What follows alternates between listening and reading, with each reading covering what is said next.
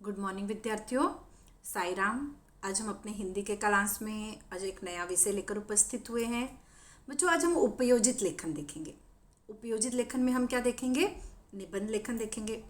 बच्चों, आप कक्षा 5वीं से निबंध लिखते आ रहे हो। निबंध के बारे में आपको थोड़ी बहुत जानकारी है, लेकिन वास्तव में निबंध हमें लिखना कैसे है, निबंध में किन किन बातों का समावेश करना चाहिए, उसे किस तरीके से, किस ढंग से लिखना चाहिए, ये आज हम इस क्लास में देखेंगे। निबंध लेखन क्या है? एक कला है। क्या है? एक कला। निबंध लिखना भी एक कला है जो हमें लिखने आना चाहिए अच्छी तरीके से। आप लोग कभी कभी देखते हो परीक्षाओं में आपके मित्र ने भी वही विषय लिखा है और आपने भी वही विषय लिखा है, तो किसी को कम किसी को ज़्यादा अंक होते हैं। कभी कभी मात्राओं की गलती होती है। हमारे जो विषय होते हैं, जो हमारे विचार होते हैं, जो हम लिखे होते हैं निबंध में, उसके ऊपर भी हमारे नंबर इफेक्ट करते हैं। तो निबंध लिखना हमें अच्छी तरीके से आना चाहिए। उनमें कैसे शब्दों का प्रयोग करना है, किस ढंग से करना है, आज हम यह देखेंगे। निबंध किसे कहते हैं? निबंध दो शब्द से मिलकर बना है, नी प्लस बंध। इसका अर्थ है भली प्रकार से बंधी हुई रचना, मतलब क्रमबद्ध तरीके से। कैसे? अर्थात वह रचना जो विचार पूर्वक क्रमबद्ध रूप से लिखी गई हो, विचार करके क्रमबद्ध तरीके से, कंटिन्यूएशन से लिखी गई हो, वह क्या कहलाता है? निबंध कहलाता है। तो बच्चों, जो निबंध है, निबंध का शाब्दिक अर्थ अगर लिया जाए तो उसका शाब्दिक अर्थ क्या हुआ? शब्द के अनुसार सुगठित अथवा सुव्यवस्थित रूप से बंधा हुआ। जैसे हम कोई गद्य रचना होती है, जो कोई पाठ होते हैं, पढ़ते हैं, तो उसकी अपेक्षा निबंध में रोचकता और सजीवता पाई जाती है। निबंध गद्य में लिखी हुई रचना होती है जिसका आकार सीमित होता है। आकार सीमित होता है। देखो, आपको परीक्षा में अक्सर दिया जाता है इतने शब्दों में निबंध लिखो, 80 से 100 शब्दों में, 60 से 100 शब्दों में, जैसे भी। तो जिसका आकार क्या होता है? सीमित होता है। उसमें किसी विषय का प्रतिपादन अधिक स्वतंत्रता पूर्वक और विशेष अपनेपन और सजीवता के साथ किया जाता है। एक सूत्रता, व्यक्तित्व का प्रतिबिंब, आत्मीयता, कलात्मकता निबंध के तत्व माने जाते हैं।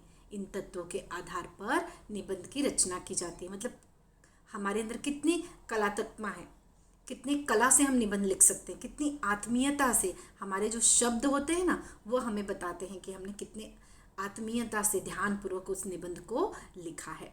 ठीक है, अब हम देखते हैं हमारे निबंध के प्रकार। निबंध के कितने प्रकार होते हैं बच्चों? निबंध के 5 प्रकार होते हैं।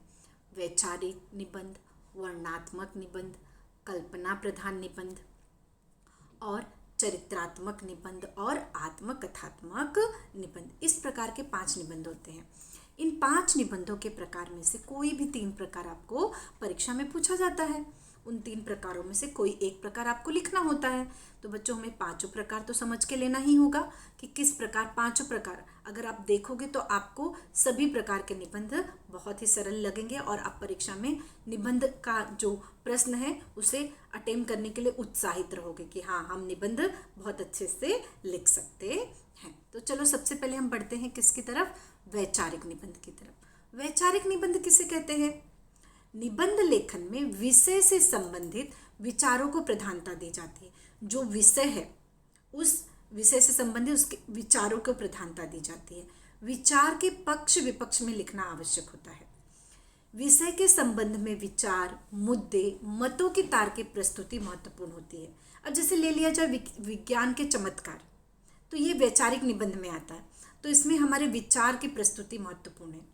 विचारों की संपन्नता जितनी अधिक होती है, उतना ही वैचारिक निबंध लिखना हमारे लिए सहज होता है। जैसे समाचार पत्र, विज्ञान के चमत्कार, मतलब विज्ञान के जो चमत्कार होते हैं, समाचार पत्र की उपयोगिता, इन सब चीज़ों में हम क्या अपने विचार को प्रस्तुत कर सकते हैं।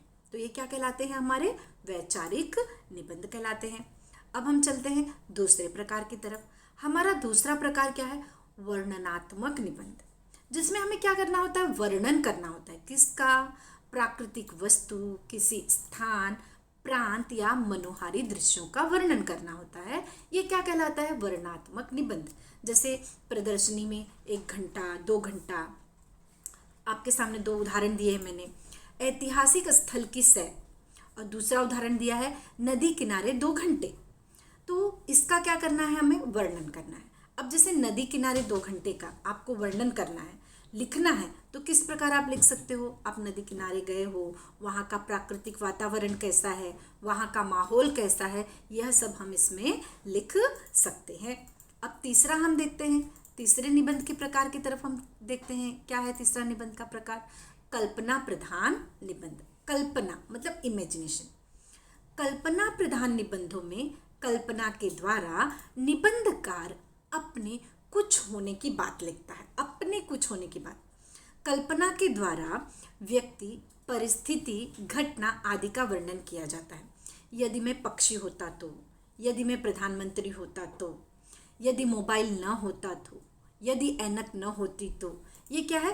कल्पना प्रधान निबंध है। मतलब हमें इसमें कल्पना कर कर लिखना होता है, उसका वर्णन किया जाता है, परिस्थिति और घटना का। तो ये हुआ तीसरा निबंध। अब चौथा, चरित्रात्मक निबंध। अब इस निबंध में क्या होता है? इस प्रकार के निबंधों में किसी महान व्यक्ति के चरित्र का अंकन किया जाता है, उसके कार्य और बड़प्पन की विशेषताओं का संक्षिप्त वर्णन किया जाता है। इस प्रकार के निबंधों को चरित्रात्मक निबंध कहते हैं। जैसे मेरा प्रिय खिलाड़ी, मेरा प्रिय गायक, मेरा प्रिय वैज्ञानिक। तो इसमें क्या करना है? हमें वो जो महान व्यक्ति है उसके चरित्र का अंकन करना है, उनके बड़प्पन की, उनके कार्यों की विशेषताओं को हमारा वर्णन के रूप में प्रस्तुत करना है। ये हो गया चौथा पॉइंट। अब पांचवा प्रकार की तरफ बढ़ते हैं। हमारा पांचवा प्रकार क्या है? आत्मकथात्मक निबंध। आत्मकथात्मक निबंध। बच्चों, इस निबंध को लिखना तो बहुत आसान होता है, लेकिन आपसे एक गलती हो जाती है। वह क्या गलती होती है? आत्मकथा मतलब हमें क्या करना होता है? जब हम आत्मकथा लिख रहे होते हैं तो वहाँ पर हमें स्वयं को रखना होता है। जैसे मैं छाते की आत्मकथा लिख रही हूँ, तो छाते की आत्मकथा लिखते वक्त मैं छाता बोल रहा हूँ, ठीक है? तो मैं, वहाँ पे क्या आना चाहिए? मैं। देखिए, आत्मकथन अर्थात एक तरह का परकाया प्रवेश। परकाया प्रवेश, इसका अर्थ होता है कि अपने आप को वहाँ पर रखना। किसी वस्तु, प्राणी, पक्षी, व्यक्ति की जगह पर स्वयं को स्थापित या आरोपित करना होता है। आत्मकथात्मक लेखन की भाषा प्रथम पुरुष एक वचन में हो, जैसे मैं बोल रहा हूँ या बोल रही हूँ। प्रारंभ में विषय से संबंधित उचित प्रस्तावना, सुवचन, घटना, प्रसंग संक्षेप में लिख सकते हैं। सीधे मैं हूँ से भी प्रारंभ किया जा सकता है। अब जैसे सैनिक की आत्मकथा लिखना हुआ हो तो हम लिख सकते हैं ना, मैं सैनिक बोल रहा हूँ, मेरी ये आत्मकथा है, मैं आपको सुनाना चाहता हूँ। जैसे फटी पुस्तक की आत्मकथा, मैं हिमालय बोल रहा हूँ। तो इस प्रकार ये किस में आते हैं? आत्मकथात्मक निबंध में आते हैं। तो इस प्रकार बच्चों हमने 5 निबंध के प्रकार देखे। उन 5 प्रकारों को किस प्रकार हम लिख सकते हैं ये भी देखें। अब हम ये देखते हैं कि निबंध लिखते वक्त हमें किन बातों का ध्यान देना होता है। ध्यान रखने योग्य बातें: प्रारंभ, विषय विस्तार, समापन। इस क्रम से निबंध लिखना होता है। सबसे पहले प्रारंभ होना चाहिए, जो विषय के बारे में आप लिख रहे हो उसका विस्तार, और समापन। विषयानुपूर्व मतलब विषय के अनुसार भाषा का प्रयोग करें। भाषा प्रवाही, रोचक और मुहावरेदार हो। कहावतों, सुवचनों का यथास्थान प्रयोग करें। अगर आपके निबंध में कहावतों का भी प्रयोग हो रहा है तो उसे भी करें। मुहावरे का भी उपयोग हो रहा है वो भी कर सकते हैं। शुद्ध, सुवाच्य और मानक वर्तनी के अनुसार निबंध लेखन आवश्यक है। जैसे प्रश्न चिन्ह हुआ, कॉमा हुआ, और अच्छे शुद्ध अक्षर हुए, इन सब चीज़ों का भी ध्यान रखना होता है। सहज, स्वाभाविक और स्वतंत्र शैली में निबंध रचना को, सरल भाषा में, स्वाभाविक और स्वतंत्र शैली में। विचार स्पष्ट तथा क्रमबद्ध होने आवश्यक हैं। कंटिन्यूएशन होना चाहिए आपके निबंध में। क्या होना चाहिए? क्रमबद्धता होनी चाहिए। निबंध की रचना करते समय शब्द चयन, वाक्य विन्यास की ओर ध्यान आवश्यक है। जिन शब्दों का आप प्रयोग कर रहे हो निबंध लिखने में, शब्दों का सही प्रयोग होना भी चाहिए, उसका लिंग वचन कारक के अनुसार सही ढंग से प्रयोग भी होना चाहिए। आगे हम देखें और किन बातों का हमें ध्यान देना होता है। निबंध लेखन में विषय को प्रतिपादित करने की पद्धति के साथ ही कम से कम 4 अनुच्छेद में बांटना चाहिए। मतलब हमें निबंध जो है हमारा 4 पैरा होना चाहिए। जैसे उदाहरण के तौर पे मैं आपको बता रही हूँ, जैसे हमें दिवाली पर निबंध लिखना है तो अनुच्छेद इस प्रकार कैसे होने चाहिए। पहले मनाने का ढंग, फिर उसका कारण या परंपरा, मतलब क्यों मनाई जाती है, इससे जुड़ी बुराइयाँ, और उपसंहार, मनाने का सही ढंग, ठीक है, अपनाना, समाज अर्थात व्यक्तियों को संदेश, और लोकहित, क्या मनाने का सही ढंग, समाज में किस प्रकार उसको लोग अपनाते हैं, फिर व्यक्तियों को क्या संदेश देना है, और लोकहित की भावना, इसमें लोकहित की भावना का भी होना चाहिए। अब जैसे दिवाली है तो उसमें हम निबंध लिख रहे हैं तो लोकहित की भावना का भी ध्यान देना है हमें यहाँ पर, ठीक है। तो ये एक आपको उदाहरण दिया मैंने। और हमें क्या ध्यान देखना है, निबंध का प्रारंभ आकर्षक और जिज्ञासावर्धक हो, कि सामने वाला जब आपका निबंध पढ़े तो आगे उसको पढ़ने की इच्छा हो। निबंध के मध्य भाग में विषय का प्रतिपादन हो। निबंध का मध्य भाग महत्वपूर्ण होता है, इसलिए उसमें नीरसता न हो। किसी भी अनुच्छेद में अनावश्यक बातें नहीं आनी चाहिए। निबंध का समापन विषय से संबंधित, सुसंगत, उचित, सार्थक विचार तक ले जाने वाला हो। जो भी आप निबंध लिख रहे हो विषय से संबंधित हो। आप सैनिक की आत्मकथा लिख रहे हो तो सैनिक की ही आत्मकथा पे रहो, आगे दूसरी जगह मत पहुंच जाओ, ठीक है। कभी कभी ऐसा होता है बच्चों, आप सैनिक की आत्मकथा लिखते लिखते मेरा भारत महान लिख देते हो उसके बीच में, तो वो गलत हो जाता है। नहीं, आपको विषय से हटना नहीं होता। अब मैं आपको एक निबंध का प्रकार, एक निबंध ही बताती हूँ। यदि वर्षा न हुई होती तो, अगर न हुई तो कल्पना करना है। अब निबंध लिखते वक्त अगर आपको कविता की लाइन भी याद आती है तो आप उसे लिख सकते हो। जैसे कल्पना कर रहे हैं, कैसी विचित्र कल्पना है, यदि वर्षा न हुई तो आत्मा के बिना भी चेतन संभव है। वर्षा रूपी आत्मा के बिना यह जीवन कैसा होगा। किसी ने ठीक कहा है, अगर नभ में बादल होते, जग की चहल पहल मर जाती। जल न होता जीवन, धरती नरक आग सी जलती। ये कविता की पंक्तियां हैं, ठीक है। अब हम अपना एक पैरा हो गया, मतलब ये हमने लिख दिया तो हमारा निबंध में जान आ गई, आत्मा सामने ही दिख गई निबंध की, सुंदर, आगे पढ़ने का मन करेगा। यदि वर्षा न हुई तो ग्रीष्म का साम्राज्य होगा, सूरज आग उगलेगा, तन को जलाने वाली लू चलेगी, मनुष्य पशु पक्षी सभी पानी के लिए मारे मारे फिरेंगे। वर्षा न हुई तो पृथ्वी वीरान हो जाएगी। कृषि का सबसे बड़ा आधार वर्षा है, उसी से अन्न पैदा होता है। वर्षा न हुई तो अकाल का सामना करना पड़ेगा। हजारों लोग भूख और प्यास से तड़प तड़प कर मर जाएंगे, नदियाँ सूख जाएंगी। वर्षा न होने पर क्या नुकसान होगा, ये मैंने इस पैरा में डाला। अब आगे हम देखते हैं।